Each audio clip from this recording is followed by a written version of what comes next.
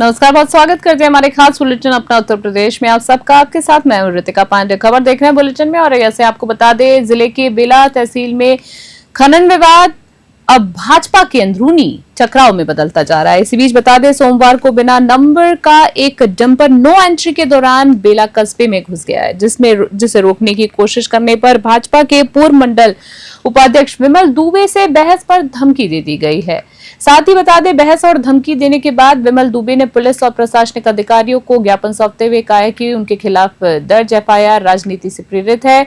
उन्होंने ये भी दावा किया है कि भाजपा के ही कुछ बड़े नेताओं के दबाव में उनके ऊपर झूठा केस दर्ज कराया गया है। साथ ही दुबे का कहना है कि यदि उन्हें न्याय नहीं मिला तो ब्राह्मण महासभा और भाजपा कार्यकर्ताओं के साथ मिलकर बड़ा आंदोलन किया जाएगा। शुक्रवार को आंदोलन की रूपरेखा घोषित की जाएगी। साथ ही मामला भाजपा के भीतर दो गुटों की लड़ाई से भी जुड़ा हुआ माना जा रहा है। औरैया से आकाश मिश्रा की रिपोर्ट।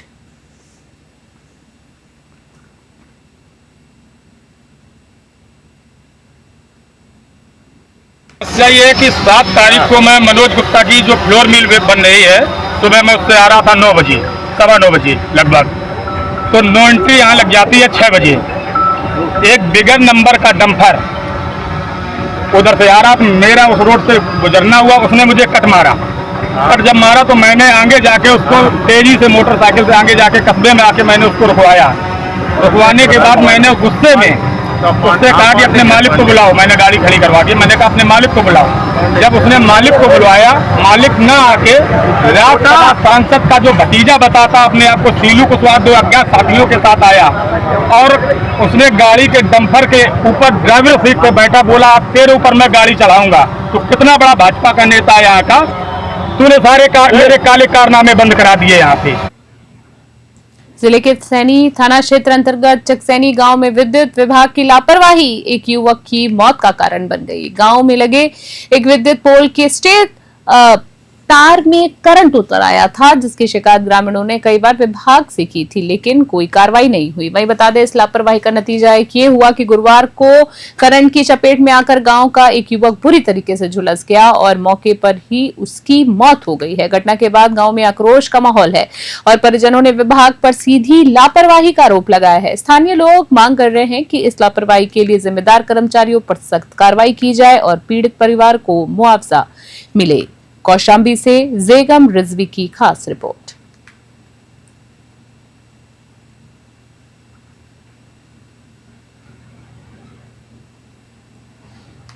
हापुड़ से खबर देख रहे हैं, जहां आपको बता दें, जनपद के नगर कोतवाली क्षेत्र में एक बड़ा हादसा टल गया है जब दिल्ली रोड स्थित स्कूल के रास्ते पर एक बुलेट मोटरसाइकिल में अचानक आग लग गई। बाइक सवार शोएब, जो मोहल्ला चमरी में अपने रिश्तेदार असलम के यहाँ रहकर बेफार्मा की पढ़ाई कर रहा था, साथ ही मोबाइल ले जा रहा था, तभी ये घटना हुई है। बता दें, बी फार्मा की पढ़ाई कर रहा है साथ ही व्यक्ति जो मोबाइल ले जा रहा था, तभी ये पूरी घटना हो गई। साथ ही राहगीरों ने जैसे ही बाइक से धुआं उठता हुआ देखा तो तुरंत पुलिस को सूचना दी।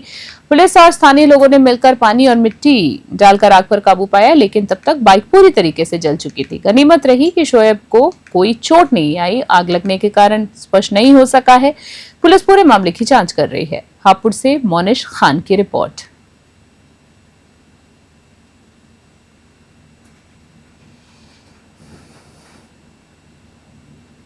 खबर देख रहे हैं बलरामपुर से बुलेटिन में, जहां आपको बता दें, जिले के उतरौला क्षेत्र में एक बड़े अवैध धर्मांतरण रैकेट का पर्दाफाश हुआ है। इसी बीच बता दें, पुलिस ने इस रैकेट के मास्टरमाइंड जलाउद्दीन उर्फ छांगुर बाबा को गिरफ्तार कर लिया है। जिस बाबा को लोग सामान्य साधु समझते थे, उसका रहन सहन किसी भी विदेशी अरबपति जैसा था। पुलिस ने ग्राम पंचायत मतपुर की एक हवेली में छापा मारा, जहां से विदेशी स्पेनिश ऑयल, शक्तिवर्धक गोलियां, महंगे पावर बूस्टिंग प्रोडक्ट्स और बॉडी बिल्डिंग की दवाइयां मिली हैं। खास बात यह है कि ये हवेली के भीतर एक सीक्रेट सीसीटीवी कंट्रोल कक्ष भी मिला है, जो सीधे बाबा के बेडरूम से ऑपरेट होता था। पुलिस के मुताबिक बाबा का उद्देश्य न सिर्फ धर्मांतरण था, बल्कि उसके नाम पर असामाजिक गतिविधियों को भी अंजाम देना भी था। साथ ही आलिशान सोफा सेट, लग्जरी बेड और विदेशी दवाएं उसकी असली पहचान उजागर करते हैं। बलरामपुर से राहुल रतन की रिपोर्ट।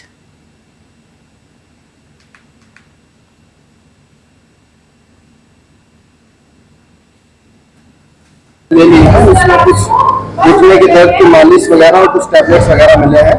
उनको अभी हम डॉक्टरों से चेक करा लेते हैं किस चीज़ से संबंधित दवाएं, उसके बाद ही हम लोग कुछ अपडेट दे पाएंगे।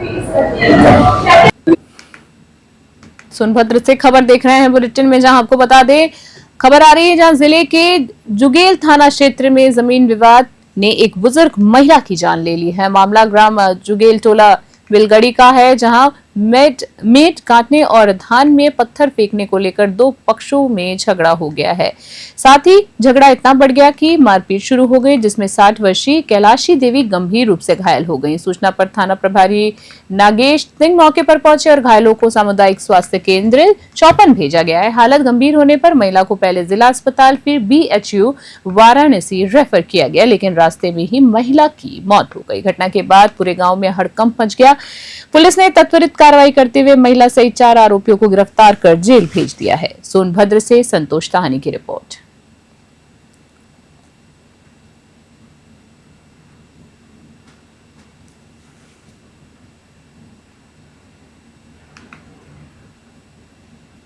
हापुड़ से खबर देख रहे हैं, जहां आपको बता दें जिले में भारतीय किसान संगठन ने किसानों और मजदूरों की 11 मांगों को लेकर जिलाधिकारी को विस्तृत ज्ञापन सौंपा। इस प्रदर्शन का नेतृत्व प्रदेश उपाध्यक्ष नवाज चौधरी ने किया है। साथ ही आपको बता दें ज्ञापन सौंपने के मौके पर संगठन के कई पदाधिकारी और कार्यकर्ता भी उपस्थित रहे। संगठन ने चेतावनी दी है कि यदि प्रशासन द्वारा किसानों और मजदूरों की समस्याओं का शीघ्र समाधान नहीं किया गया तो जल्द ही वृहद आंदोलन छेड़ा जाएगा। ज्ञापन में किसानों की कर्ज माफी, न्यूनतम समर्थन मूल्य की गारंटी, मजदूरों के श्रम अधिकार, साथ ही बिजली दरों में कटौती सहित 11 प्रमुख बिंदुओं को शामिल किया गया। हापुड़ से मोनिश खान की रिपोर्ट।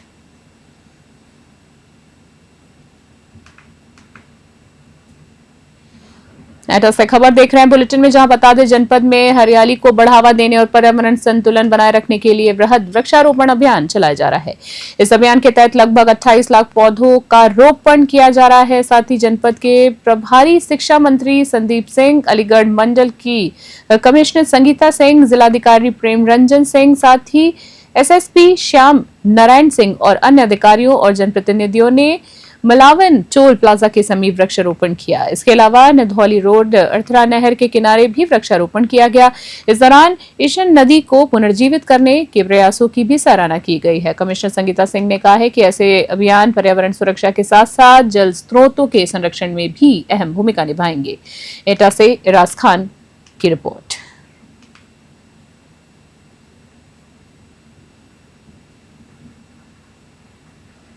हापुड़ से खबर आ रही है, जहां जनपद के गढ़मुक्तेश्वर पुलिस को बड़ी सफलता मिली है। लिफ्ट देकर लोगों से लूटपाट करने वाले गिरोह के 4 सदस्यों को गिरफ्तार कर लिया गया है। पुलिस ने इनके कब्जे से 32,000 नगद, लूटी गई वस्तुएं, ATM और आधार कार्ड एवं अवैध असलहा और घटना में प्रयुक्त स्विफ्ट कार बरामद की है। ये गिरोह 30 जून 2025 की रात ब्रजघाट टोल प्लाजा के पास मुनेश कुमार भारती नामक व्यक्ति को लिफ्ट देने के बहाने कार में बिठाया और फिर अवैध हथियार दिखाकर उससे मारपीट कर नकदी, दस्तावेज और ATM कार्ड छीन लिया है। पासवर्ड लेकर ATM से पैसे निकाल लिए। साथ ही थाना गढ़मुक्तेश्वर पुलिस ने मामले में मुकदमा दर्ज कर कार्रवाई की और साथ ही मांगरपुर तिराहा से 4 आरोपियों को गिरफ्तार कर लिया है। पुलिस द्वारा मामले में आगे की कानूनी कार्रवाई भी लगातार की जा रही है। हापुड़ से मोनिश खान की रिपोर्ट।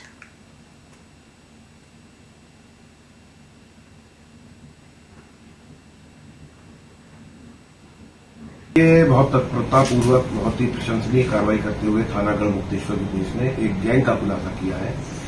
ये गैंग लोगों को लिफ्ट दे करके, रास्ते में उनको धमका के, आतंकित करके उनसे पैसे छीन लेना, ATM से पैसे निकलवाना ये काम करता था। जो ये वर्तमान जो घटनाक्रम है वो इस प्रकार है कि वादी को इन्होंने जो है लिफ्ट दे करके धोखे से अपनी गाड़ी में बैठाया और उसके बाद में ले जा करके इनसे इसके सारे पैसे छीन लिए और तमंचे और चाकू से आतंकित करके काफी चोटें भी मारी है चाकू से और उसके बाद में ले जाकर ATM से इनके पैसे निकलवाए और उसके बाद में इनको जान से मारने की नियत से इनके हाथ बांध करके इनको गंगा नदी में फेंक दिया।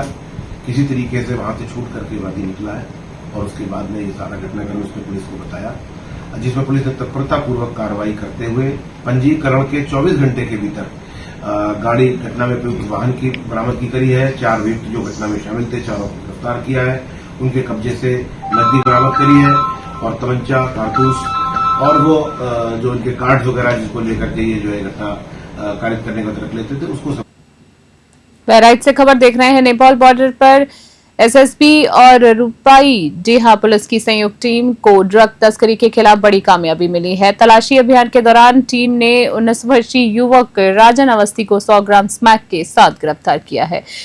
अपर पुलिस अधीक्षक ग्रामीण डीपी तिवारी ने बताया है कि ये युवक बाराबंकी जिले का रहने वाला है और नेपाल स्मैक तस्करी के फिराक में था। बरामद की गई स्मैक की अंतर्राष्ट्रीय बाजार में कीमत करीबन 80 लाख रुपए आंकी गई है। पुलिस ने आरोपी के खिलाफ एनडीपीएस एक्ट के तहत केस दर्ज कर जेल भेज दिया है। साथ ही इसके ड्रग नेटवर्क और संपर्कों की तलाश भी की जा रही है। बहराइच से राहुल वर्मा की रिपोर्ट।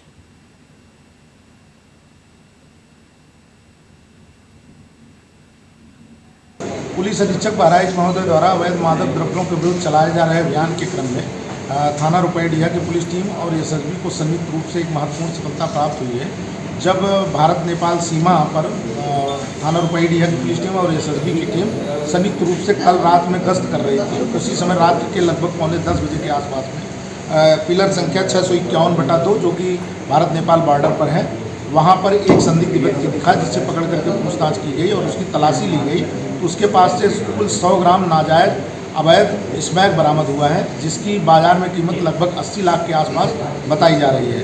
जो युवक पकड़ा गया है उसका नाम है राजन उर्फ राजा अवस्थी, उम्र करीब 19 वर्ष है, जो जिसके पिता का नाम राम नारायण अवस्थी है, जो रजनापुर दाखिल गोबराहा थाना रामनगर जनपद बाराबंकी का रहने वाला है। उसके विरुद्ध समुचित धाराओं में अभियोग पंजीकृत करते हुए उसे गिरफ्तार करके माननीय न्यायालय के समक्ष आज पेश किया।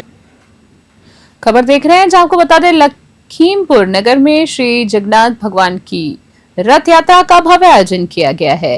साथ ही बता दें आपको हुई वानाथ मंदिर में प्रारंभ होकर रथ यात्रा नगर के विभिन्न मार्गों से गुजरते हुए पुनः मंदिर पहुंची है। साथ ही मारवाड़ी ठाकुर द्वारा कमेटी के तत्वाधान में निकाली गई इस यात्रा में भगवान जगन्नाथ, बलभद्र और सुभद्रा जी की मूर्तियां सुसज्जित रथ पर विराजमान रही है। भक्तों ने रसों से रथ खींचते हुए नगर भ्रमण कराया। साथ ही सुबह वैदिक मंत्रोच्चारण के साथ पूजा, भोग व आरती की गई। शाम 4 बजे रात यात्रा की शुरुआत हुई, जिसमें महिलाएं, पुरुष और बच्चे पारंपरिक परिधानों में शामिल हुए। प्रशासन पूरी तरह से मुस्तैद रहा। हालांकि पूर्व निर्धारित मार्ग की अनुमति न मिलने से रूट में कुछ बदलाव करना पड़ा, लेकिन शांति और समन्वय से यात्रा संपन्न हुई।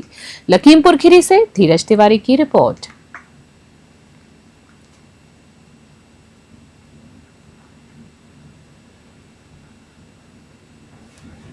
खबर अलीगढ़ से आ रही है, जो अब तक ताले और तालीम के लिए जाना जाता था, अब शिवलिंग और देवी देवताओं की मूर्तियों का केंद्र बनता जा रहा है। जी हां, आपको बता दें खबर है जहां सावन के इस पावन महीने में यहां कावड़ यात्रा को देखते हुए मुस्लिम कारीगरों के हाथों हिंदू मूर्तियों की शुद्ध भावना से तैयारियां हो रही है।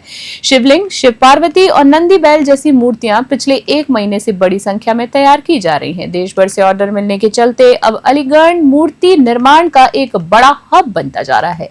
कारोबारी राजा गुप्ता ने बताया है कि वे 1997 से पीतल और मूर्तियों का निर्माण और एक्सपोर्ट का काम कर रहे हैं। साथ ही सावन शुरू होने से पहले वो मूर्तियों की तैयारियां शुरू कर देते हैं। दिलचस्प बात यह है कि इस कारोबार में हिंदू मुस्लिम कारीगर मिलकर साथ में काम करते हैं। मूर्तियों की फिनिशिंग का काम ज्यादातर मुस्लिम कारीगर करते हैं और ये आपसी भाईचारे का एक बेहतरीन उदाहरण बन गया है। अलीगढ़ से भुवनेश शर्मा की रिपोर्ट।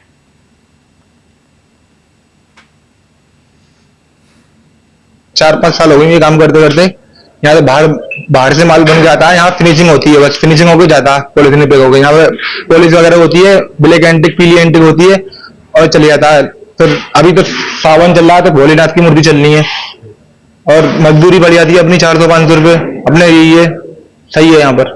सर मेरा नाम राजा है, मैं अलीगढ़ में हम लोगों का केके इंटरनेशनल के नाम से कारोबार है और हम लोग सन 57 से मूर्तियों का और डेकोर आइटम का कारोबार कर रहे हैं। अब इसमें हम लोग मूर्तियों का काम जो है वो ज्यादातर पीतल की मूर्तियां हैं, वो मेरे पास बनती हैं और इसको हम लोग ट्रेड करते हैं और इंटरनेशनल एक्सपोर्ट भी करते हैं। तो क्या डिमांड है सर? फिलहाल जो है अभी आपको पता ही है कि सावन का जो त्योहार है वो स्टार्ट होने वाला है, तो फिलहाल जो मेरे पास डिमांड है वो शिव जी हो गए और आपका शिवलिंग हो गई और शिव पार्वती का जो पूरा परिवार है उसकी ज्यादा मेरे पास अभी फिलहाल डिमांड है और लगभग ऑल ओवर इंडिया से ही डिमांड है। और इसी बीच खबर देख रहे हैं बरेली से आप बुलेटिन में, जहां आपको बता दें बरेली के एक ऐतिहासिक मौके पर मौलाना शहाबुद्दीन रजवी की लिखी गई पुस्तक तारीख-ए-इस्लाम मुकम्मल का आज सफल विमोचन हुआ है। इस मौके पर बरेली के मेयर उमेश गौतम विशेष रूप से उपस्थित रहे। वहीं कार्यक्रम में हिंदू और मुस्लिम समाज के लोगों ने एक साथ मिलकर शिरकत की, जिसमें सामाजिक एकता और भाईचारे का अद्भुत उदाहरण सामने आया है। शहर के व्यापारियों और युवाओं का भी भारी सहयोग मिला, भागीदारी रही, जिनमें मौलाना का उत्साहवर्धन किया गया है। साथ ही आपको बता दें मेयर उमेश गौतम ने इस अवसर पर कहा है कि ये पुस्तक न सिर्फ इस्लाम के इतिहास को समझने का माध्यम है, बल्कि इंसानियत और भाईचारे का भी पैगाम है। उन्होंने घोषणा की है कि ये पुस्तक उर्दू के साथ साथ हिंदी और अंग्रेजी में भी प्रकाशित की जाएगी, ताकि ज्यादा से ज्यादा लोग इससे लाभान्वित हो सके। बरेली से पवन कुमार गुप्ता की रिपोर्ट। मौलाना शहाबुद्दीन साहब की किताब तारीख-ए-इस्लाम का आज विमोचन हुआ है। आज हमारे बीच में झारखंड से आए हमारे मुफ्ती साहब भी हमारे साथ हैं, वक्फ के डायरेक्टर साहब भी हमारे साथ हैं, आदरणीय राजेंद्र गुप्ता जी भी हैं। तारीख-ए-इस्लाम ये 10 साल का रिसर्च है। इसको विभिन्न ग्रंथों में बहुत सारी रिसर्च के ऊपर लिखा गया है और ये भाईचारे को बढ़ाने वाला है, ये आपस में प्रेम को बढ़ाने वाला है। कहीं कोई भी धर्म हो, हिंदू मुस्लिम सिख ईसाई, किसी के ग्रंथ में नहीं लिखा कि आपस में लड़ाई कराओ, कहीं नहीं लिखा है कि आपस में लोगों को ऐसा लड़ा दो कि एक वैमनस्य पैदा हो जाए। खबर देख रहे हैं, जहां आपको बता दें जिले के सदर कोतवाली क्षेत्र में पट सेमरा गांव में एक दर्दनाक सड़क हादसा सामने आया है। बताया जा रहा है कि पति पत्नी बाइक से खितवास अपने साधु भाई के घर जा रहे थे, तभी ललितपुर की ओर से आ रही छाबड़ा बस ने तेज रफ्तार में उनकी बाइक को टक्कर मार दी। बता दें टक्कर इतनी जोरदार थी कि पति ने मौके पर ही दम तोड़ दिया, जबकि पत्नी गंभीर रूप से घायल हो गए हैं। बता दें ये कोई पहला मौका नहीं है जब छाबड़ा बस के नाम पर सड़क हादसे की खबर सामने आई है। पहले भी ये बस कई बार हादसों का कारण बन चुकी है। हादसे के बाद गांव और क्षेत्र में रोष का माहौल है और लोग बस संचालक पर कार्रवाई करने की मांग कर रहे हैं। फिलहाल पुलिस ने शव को कब्जे में लेकर जांच शुरू कर दी। ललितपुर से निहाल सेन की रिपोर्ट।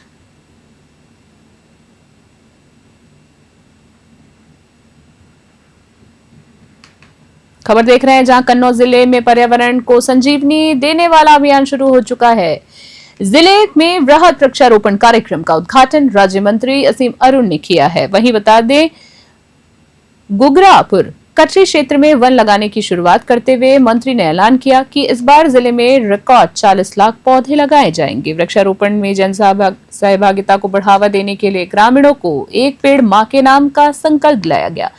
मंत्री ने पौधे सहेजने और पर्यावरण की रक्षा के लिए लोगों को जागरूक करते हुए कहा कि 5 साल में कचरी क्षेत्र हरा भरा वन बन जाएगा। वहीं इस मौके पर तीरवा और छिबरा मऊ विधायक भी मौजूद रहे। कन्नौज से संगीता सिंह की रिपोर्ट।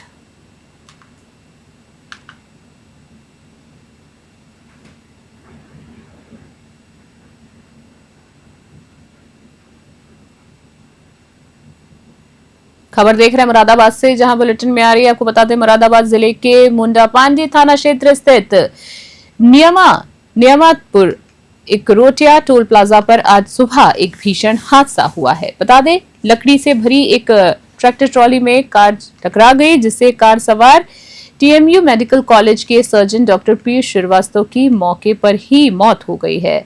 इसी बीच सूचना मिलते ही थाना प्रभारी राजीव कुमार शर्मा मौके पर पहुंचे और शव को पोस्टमार्टम के लिए भेज दिया है। Doctor Piyush Shrivastava medical college duty पर जा रहे थे। परिजनों का रो रो कर बुरा हाल है। मृतक परिवार का इकलौता बेटा था और उसके पीछे पत्नी और 3 छोटे बच्चे हैं। पुलिस ने मामला दर्ज कर आगे की कार्रवाई शुरू कर दी। मुरादाबाद से ब्यूरो रिपोर्ट। ये doctor Piyush Kumar Shrivastava TMU college जो मुरादाबाद में है मेडिकल कॉलेज, उसमें असिस्टेंट प्रोफेसर थे और सर्जरी के प्रोफेसर थे। कल रात इनका जो है टोल जो मुरादाबाद से जो रामपुर के बीच में आता है मुन्ना पांडे के आसपास, इनका एक्सीडेंट हुआ था। उसमें इनकी मृत्यु हुई थी। क्योंकि हमारी 108 जो एम्बुलेंस थी वो मुरादाबाद ले जाने के बजाय वो हमारे रामपुर डिस्ट्रिक्ट हॉस्पिटल लेके आई, क्योंकि तुरंत इलाज मिल सके। रात में ही हमें फोन आ गया था, डॉक्टर आर के वर्मा, डॉक्टर शशांक शेखर जो हमारे फॉरेंसिक एक्सपर्ट हैं रात से अलर्ट थे, लेकिन चूंकि कुछ कार्रवाई होती है, कानूनी कार्रवाई होती है, परिजनों को आने में समय लगा, प्रयागराज के रहने वाले थे, लेकिन चूंकि अब इस समय पोस्टमार्टम पूर्ण हो चुका है। अभी के हमारे खास बुलेटिन में फिलहाल के लिए इतना ही। देखते रहे बने रहे न्यूज़ 21। तब तक के लिए नमस्कार।